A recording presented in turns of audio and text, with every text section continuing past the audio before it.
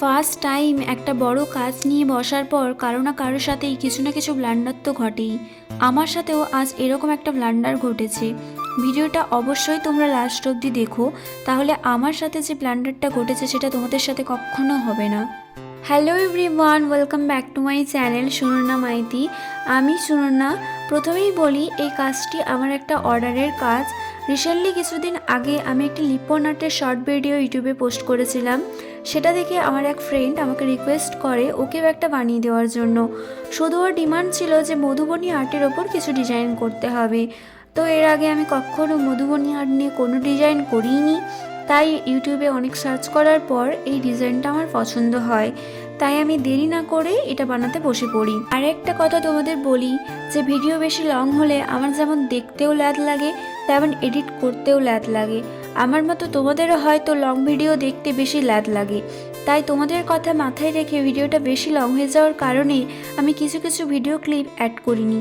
তাও তোমাদের বুঝতে খুব একটা অসুবিধা হবে বলে আমার মনে হয় না। চলো দেখতে থাকো আমি কিভাবে এটা স্টেপ টু স্টেপ ডিজাইন করি। মধুবনী লিপন আর্ট বানাতে প্রথমেই আমি একটা MDF রাউন্ড বোর্ড নিয়েছি। রাউন্ড বোর্ডের মিডিল পয়েন্ট বের করার জন্য একটা পেপার নিয়ে সেটা বোর্ডের মাপেই কেটে নিয়েছি। এরপর পেপারটাকে 3 ফোল্ড করে বা বোর্ডে বসিয়ে মিডিল পয়েন্ট বের করে নিয়েছি। দেন একটা পেন্সিল কম্পাসের সাহায্যে একটা রাউন্ড ডিজাইন করে দিয়েছি। আর তারপর আমি অফ ক্যামেরা মধুবনী আর্টের যে ডিজাইনটা ওটা পেন্সিল দিয়ে করে নিয়েছি। এরপর তোমাদেরকে একটা কথা বলি, ভিডিওর শুরুতেই যে আমি বলেছিলাম আমার সাথে একটা ব্লান্ডার ঘটেছে, তো সেই ব্লান্ডারটা কি বলো তো? আমি এক্ষুনি বললাম না যে আমি অফ ক্যামেরাতে মধুবনী আর্টের ডিজাইনটা করে ফেলেছি, তার মেন কারণটা কি বলো তো? তখন আমি ক্যামেরা অন করার বদলে ক্যামেরাটা অফ করেই রেখে দিয়েছি। ব্যাস, এখানেই ব্লান্ডারটা হয়ে গেছে আমার। আর তারপর বিশ্বাস করো, আবার ক্যামেরা অন করে নতুন করে ওই ডিজাইনটা করার যে এনার্জি বা ধৈর্য কোনোটাই আমার ছিল না, তাই ওই ডিজাইন করার স্পেসটা আমাকে স্কিপ করে যেতেই হয়েছে। আমার মতো এই ব্লান্ডারটা তোমরা কেউ কিন্তু কখনো করো না। এবার চলো, ডিজাইন করার পর লাগছে মোল্ডেড ক্লে, ফেভিকল আর ক্লে টুলস। এখানে যে MDF রাউন্ড বোর্ডটা ওটা আমি মিশো থেকে নিয়েছি, আর যে মোল্ডেড ক্লে ব্যবহার করছি এটা আমি ফ্লিপকার্ট থেকে অনলাইনে কিনেছি। যদি তোমরা চাও তাহলে আমি ডেসক্রিপশানে লিঙ্কটা দিয়ে দেবো, তোমরাও নিয়ে নিতে পারবে। এরপর আমি এখানে মোল্ডেড ক্লে নিয়ে হার্ডনার এবং রেজিন মিক্স করে ক্লেটা তৈরি করে নেব। তারপর একটা স্কেলের সাহায্যে লম্বা লম্বা করে ক্লেটা আমি বেলে নেব। ক্লেটা বেলে নেওয়ার পর MDF বোর্ডসে যে ডিজাইনটা আমি করে রেখেছিলাম ওই ডিজাইনের উপরে ফেভিকল লাগিয়ে পর ডিজাইন অনুযায়ী আমি ক্লেটা বসিয়ে দিতে থাকবো। ক্লে দিয়ে পুরোপুরি ডিজাইনটা কমপ্লিট হয়ে যাওয়ার পর এটাকে আমাদের 2 ঘন্টা মতো ছেড়ে দিতে হবে শুকানোর জন্য। শুকিয়ে যাওয়ার পর এটাকে আমরা কালার করে নেব। কালার করার জন্য প্রথমে হোয়াইট অ্যাক্রিলিক কালার দিয়ে পুরোটাকে বেস কালার করে নিতে হবে। দেন তুমি তোমার ইচ্ছে মতো যেমন খুশি কালার করতে পারো। আমি এখানে orange, green, yellow, pink, red এইগুলির ওপরে কালারটা রেখেছি। এবার আমি কালারটা করে নিচ্ছি, ভিডিওটা তোমরা লাস্ট অবধি দেখতে থাকো।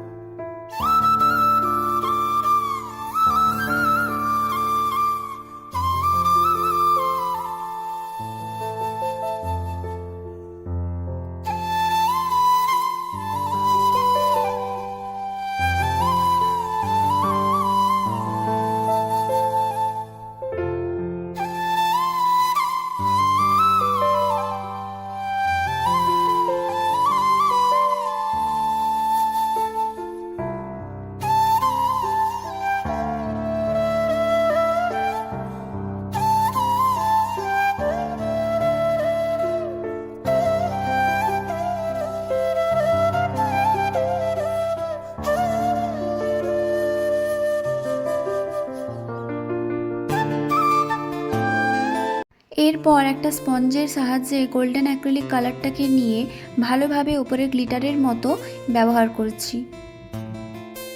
এটা করার পর ডিজাইনটা আরও বেশি সুন্দর লাগছিল।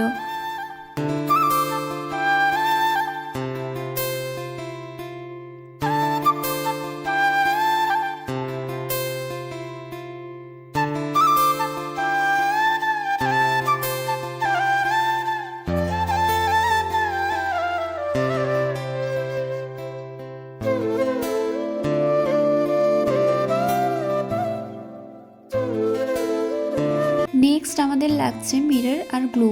এই মিররটা আমি কিনেছি মিশো থেকে। তোমরা যদি চাও আমি ডেসক্রিপশন বক্সে যা যা জিনিসের প্রয়োজন সব কিছু আমি কোথা থেকে নিয়েছি সেগুলো লিঙ্ক দিয়ে দেবো, তোমরাও নিয়ে নিতে পারবে।